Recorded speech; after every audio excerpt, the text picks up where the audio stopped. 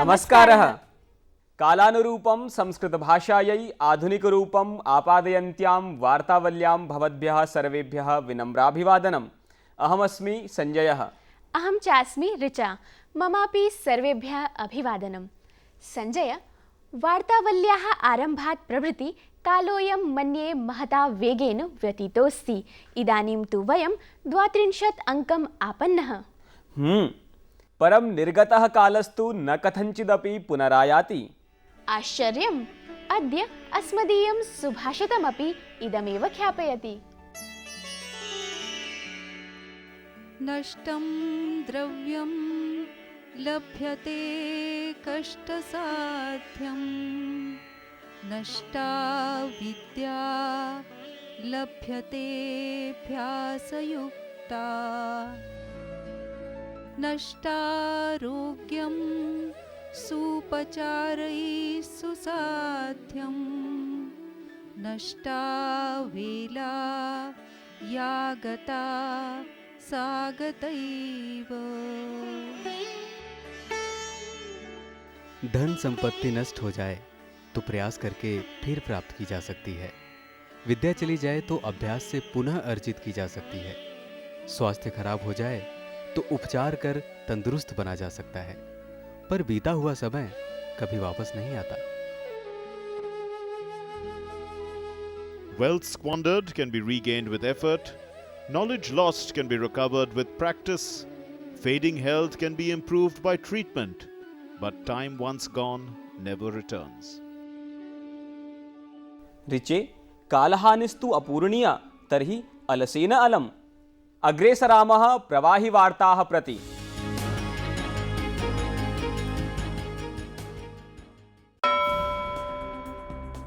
राष्ट्रपतिना अस्मिन् वर्षे 12,100 जनाः पद्मपुरस्कारार्थम् अभिसम्मताः।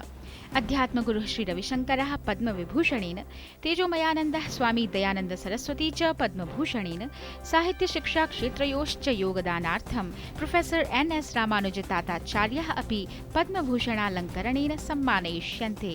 अस्मिन् सन्दर्भे कठिनशास्त्राणां सुबोधानि व्याख्यानि मया रचितानि।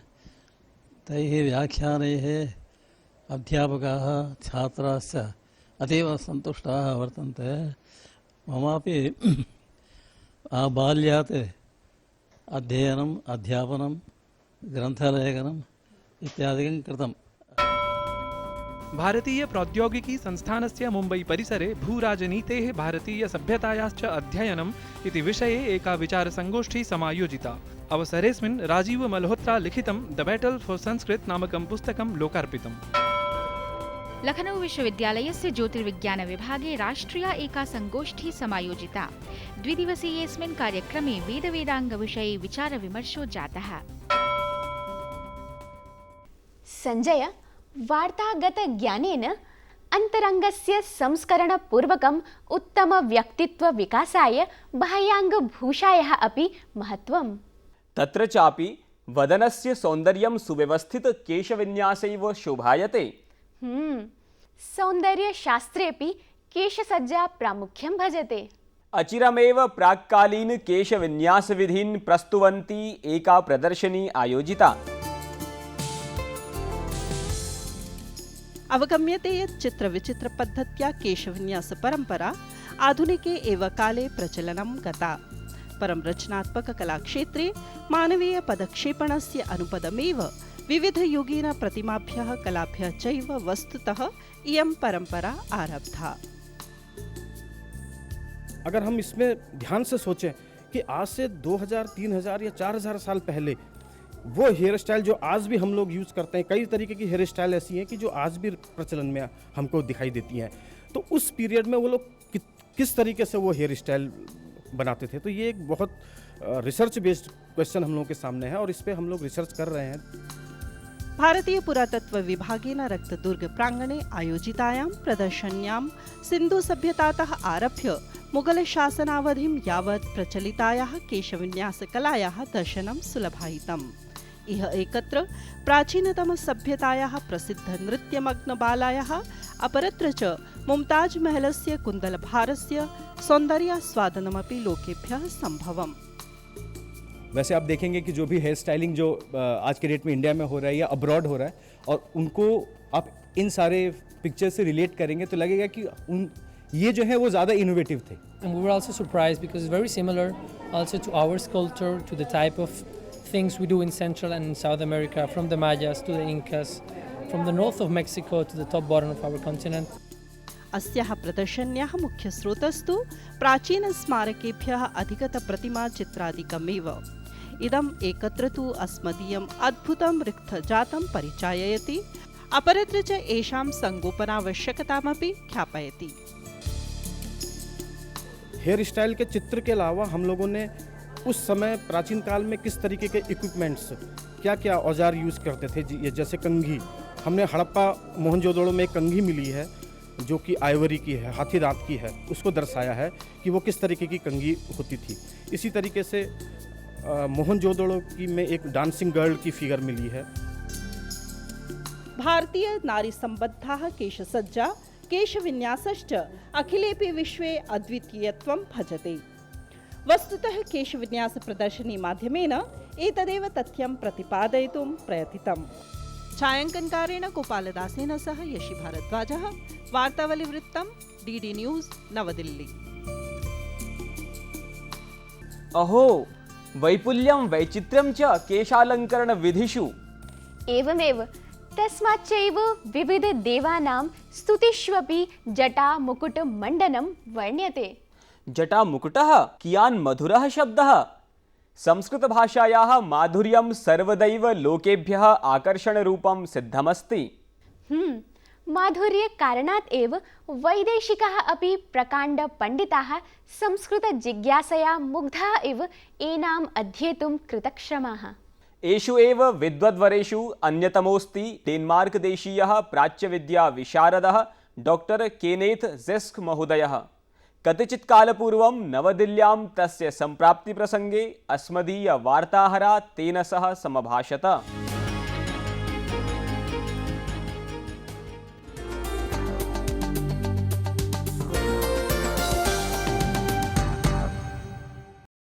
नमस्कार महोदय. नमस्कार. भवान् तु डेन्मार्क् देशात् आगतः. केनेत् ज़ेस्क महोदयः. अत्र विश्वप्राच्यविद्यासम्मेलनार्थं भवान् अत्र उपस्थितोऽस्ति. केनापि प्राच्यविद्याविदा किं कथम् अनुसन्धातव्यं, किं वा अध्येतव्यं?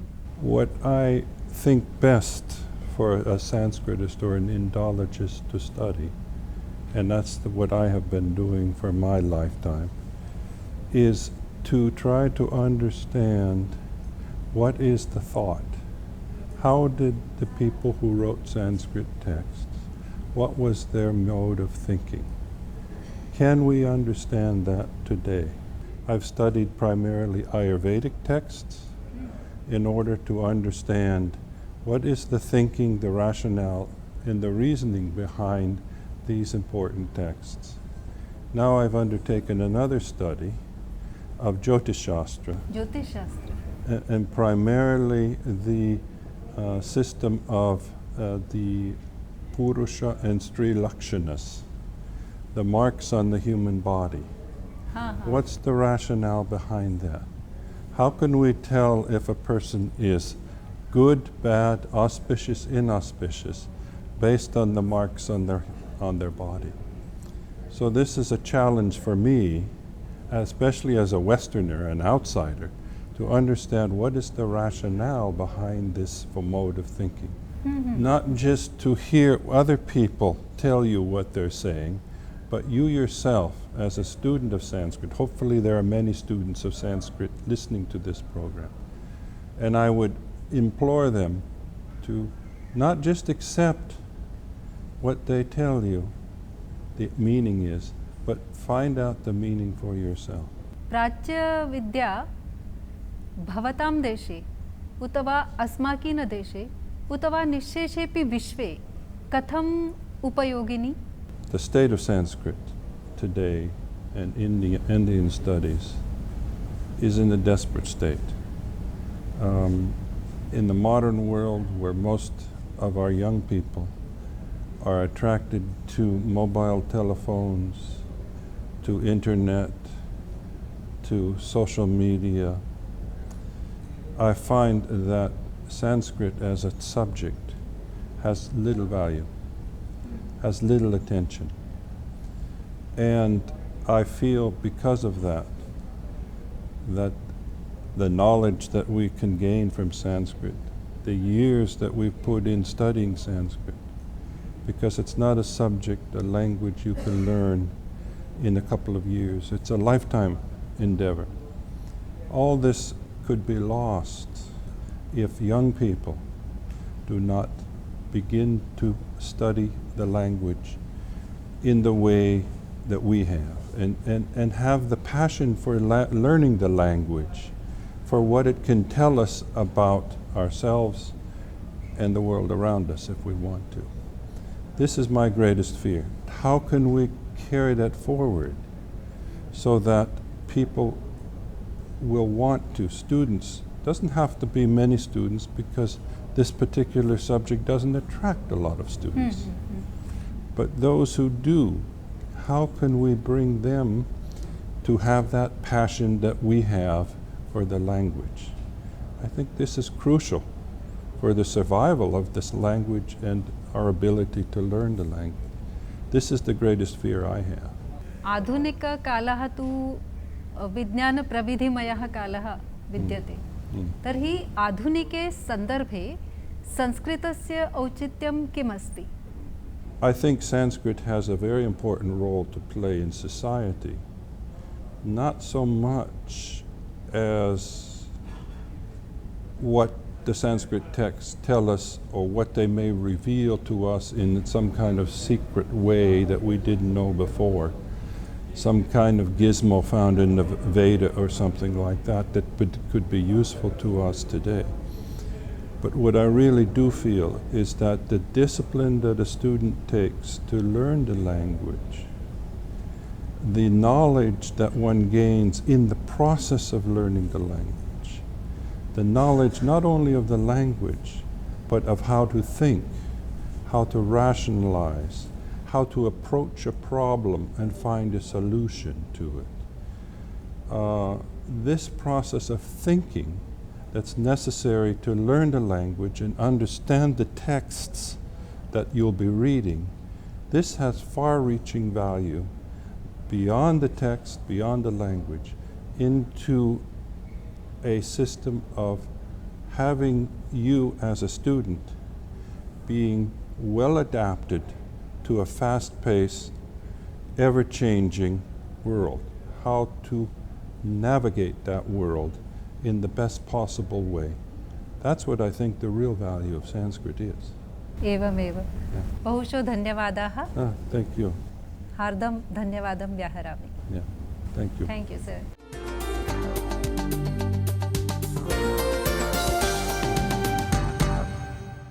ज्ञानस्य गहनस्रोतोरूपं संस्कृतं युवजनैः प्रयत्नपूर्वकम् अध्येतव्यम् इत्येव अस्ति अस्य बोधः. सत्यं युवजनाः एव कामपि संस्कृतिं प्रगतिं वा सवेगम् अभ्युन्नेतुं क्षमन्ते. परं तत्कृते मनस्वास्थ्यं शारीरिकस्वास्थ्यं चापि अनिवार्यं. स्वास्थ्याय च पौष्टिकभोजनं मूलघटकम्. इदमेव बोधयति अद्य अस्मदीया संस्कृतशिक्षिका संस्कृतशिक्षणक्रमे.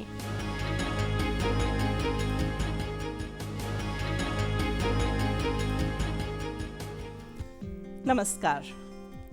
सर्दियों का मौसम है और इस मौसम में हरी सब्जियां भरपूर मात्रा में होती हैं और इनमें भी पालक सबसे ज्यादा पौष्टिक और गुणकारी सब्जी है। तो आज हम ये जानेंगे कि हमें पालक खानी क्यों चाहिए। हमारा पहला वाक्य है, पालक शाके लौह तत्वं प्राचुर्येण भवति। पालक शाके लौह तत्वं प्राचुर्येण भवति। पालक, संस्कृत में भी इसे पालक ही कहते हैं और हिंदी में भी पालक ही बोला जाता है।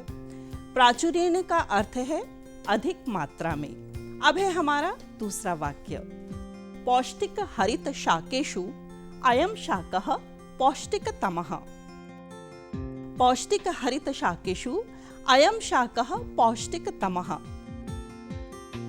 देखिए, संस्कृत में है शाक शब्द और हिंदी में हम इसे कहते हैं साग। अब है हमारा तीसरा वाक्य। पालक शाके विटामिन्स इति नाना जीवन सत्वानि युगपत् विद्यन्ते। पालक शाके विटामिन्स इति नाना जीवन सत्वानि युगपत् विद्यन्ते। युगपत् का अर्थ होता है एक साथ।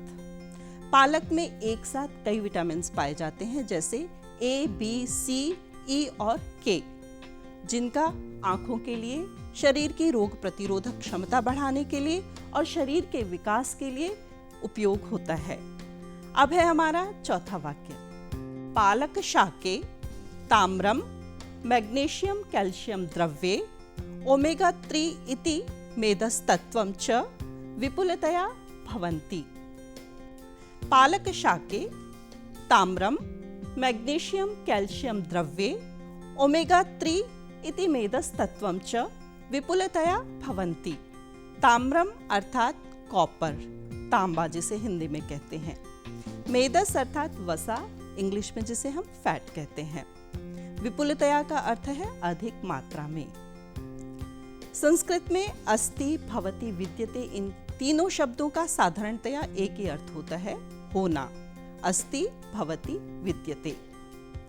तो चलिए आप पालक को सूप बना के पिए या उनकी पकौड़ियाँ खाएं। याद है आपको, पकौड़ियाँ अर्थात पक्ववटिका बताया था आपको, या फिर आप सब्जियां बना के खाएं। तो आप पालक खा के अपना स्वास्थ्य वर्धन कीजिए और वार्तावली देखकर अपना ज्ञान वर्धन कीजिए। मुझे अनुमति दीजिए, अगले सप्ताह फिर मिलेंगे। तब तक के लिए नमोस्तु, शुभम भवतु। ऋचे अद्येव मम जननीं प्रतिदिनं पालकशाकस्य पाचनाय प्रार्थयामि। अहो मातृवत्सलः बालकः। हे भगवन्, कथम् एषः उपहासः? संजय, किं भगवन्तं स्मरसि उत वा भगवान् दादा नामानम् अभिनेतारम्? अभिनेतारम्? अद्य तु उपप्रभागः प्रस्तोतव्यः। सम्यक् अवहितम्।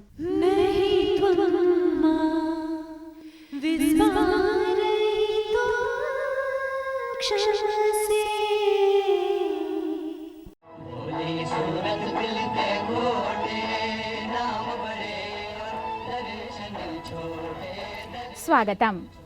नहि त्वं मां विस्मारयितुं क्षमसे नामकेऽस्मिन् प्रकल्पे स्मृत्यञ्जलिसमर्ज्यस्य यस्य कलाकारस्य वार्ता अद्यास्माभिरधिकृता, सोऽयं हिन्दीचलच्चित्रजगतः प्रथमः नृत्यकलाविशारदः।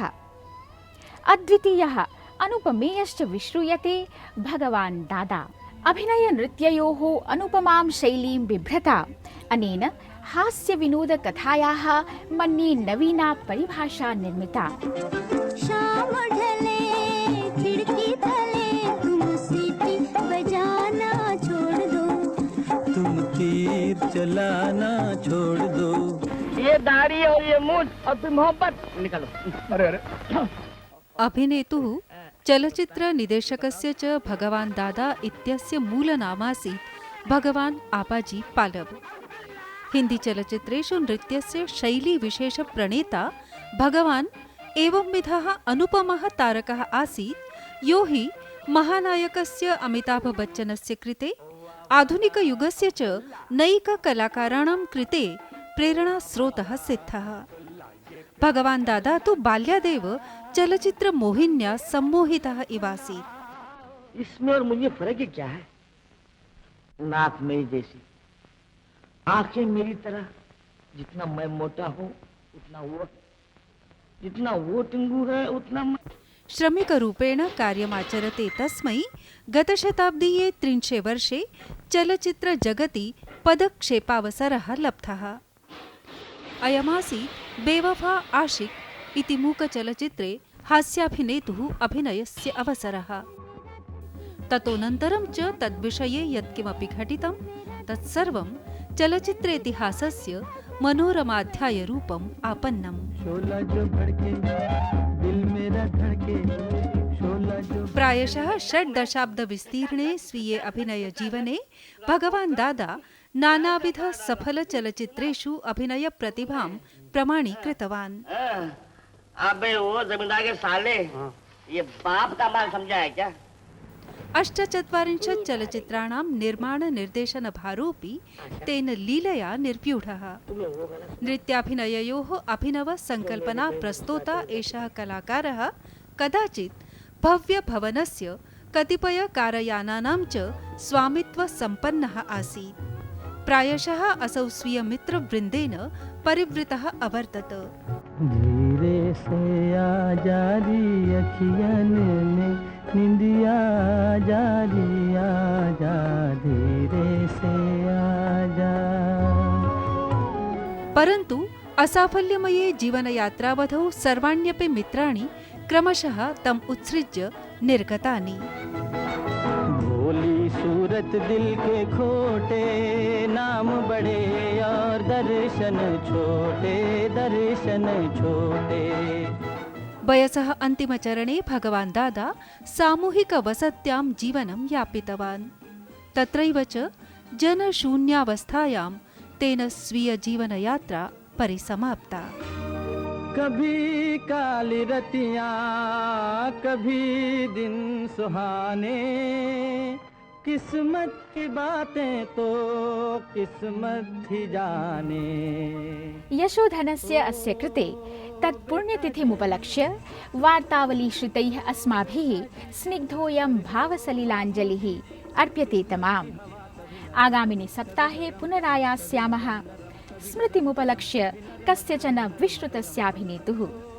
तावत् अनुशीलयन्तु अभिनन्दनीयां सुखदां वार्तावलीम् एनाम्।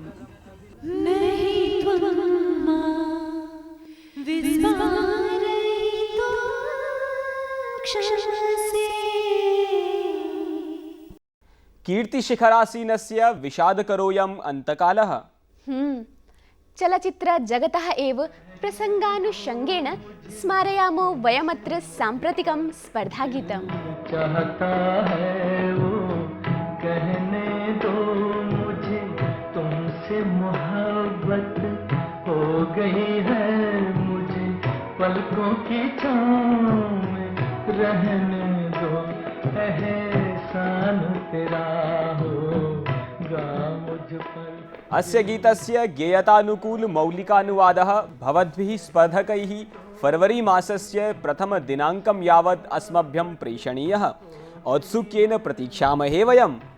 निर्णयघोषणं फरवरी मासीये 6 दिने भविता। गीतानुवादैः सहैव अस्माभिः अस्मदीयदर्शकानां प्रतिक्रियाः, स्नेहपूर्णपत्राणि चापि सोत्कण्ठं प्रतीक्ष्यन्ते अधिगतपत्रेषु। पुदुच्चेरीतः मधुसूदन महापात्रस्य संस्कृतस्य पुष्कलप्रयोगाय भाषायाः इतोपि सरलीकरणाय प्रार्थनापुरस्सरं वार्तावल्याः उत्तरोत्तरविकासम् अभिलषते। श्रीगङ्गानगरतः डॉक्टर विनोदकुमारः वार्तावली कार्यक्रमं प्रशंस्य अस्य समयवर्धनाय प्रार्थनां विदधाति। भवदीयपत्राणि वस्तुतः एव अस्मत्कृते नित्यनूतनप्रेरणाप्रदायिनी सिद्ध्यन्ति। संजय, विशेषैका सूचना ज्ञापनीया अस्ति। आगामिनि फरवरी मासे वार्तावल्याः प्रसारणं सायं 7:30 स्थाने 6:30 विधास्यते। पुनः प्रसारणं तु यथावत् बुधवासरे अपराह्ने 3:30 एव भविष्यति। सम्यक् अवधेयमिदं समयपरिवर्तनं। सम्प्रति च विरमामो वयं भवतां स्वास्थ्यकामनापूर्वकं। तिष्ठन्तु कुशलिनः। नमो नमः।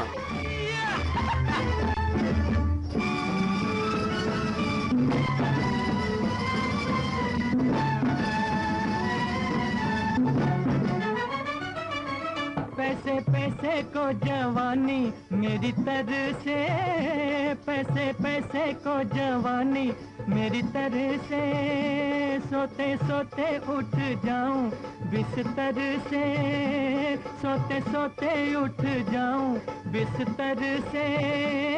कब जाएगी गरीबी मेरे घर से, कब जाएगी गरीबी मेरे घर से, वो मेरे घर से। मार बाबा हेर फेर करने वाले राम जी, 1.25 लाख की लॉटरी भेजो अपने पे नाम जी, 1.25 लाख की लॉटरी भेजो।